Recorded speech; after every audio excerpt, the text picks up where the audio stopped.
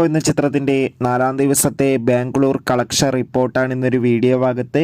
വീഡിയോയിൽ മുൻപ് video like ചെയ്യുക, ചാനൽ സബ്സ്ക്രൈബ് ചെയ്യുക.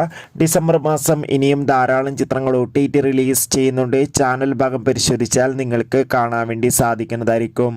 ഉണ്ണി മുകുന്ദൻ, ജഗദീഷ് എന്നൊക്കെ പ്രധാന കഥാപാത്രങ്ങളായ ചിത്രമായിരുന്നു മാർക്കോ. എല്ലാ സിനിമാ പ്രേമികളും ഒരേപോലെയായിരുന്നു ചിത്രത്തിൻ്റെ റിലീസിനായി കാത്തിരുന്നത്.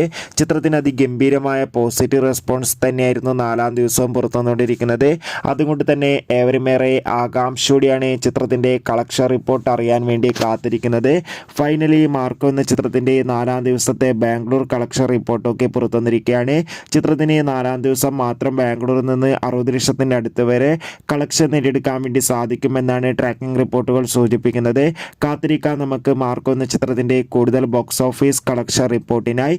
ചിത്രം കണ്ടവരുടെ അഭിപ്രായം തീർച്ചയായും കമൻറ്റ് ബോക്സിൽ രേഖപ്പെടുത്തും.